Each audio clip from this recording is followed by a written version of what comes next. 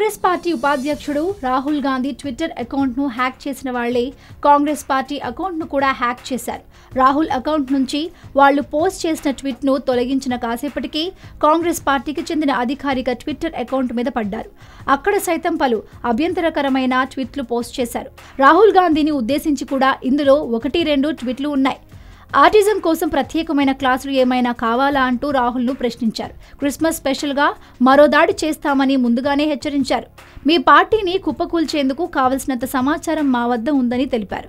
Congress party పంపిన emails అన్నిటినీ బయట పెడతామన్నారు. తమతో పెట్టుకోవద్దని హెచ్చరించారు. తమకు ఎలాంటి రాజకీయ ఎజెండా మాత్రం లేదని స్పష్టం చేశారు. కాగా రాహుల్ అకౌంట్ను తమ పార్టీ అకౌంట్ను హ్యాక్ చేయడంపై కాంగ్రెస్ పార్టీ తరపున పోలీసులకు ఫిర్యాదు చేయాలని నిర్ణయించారు.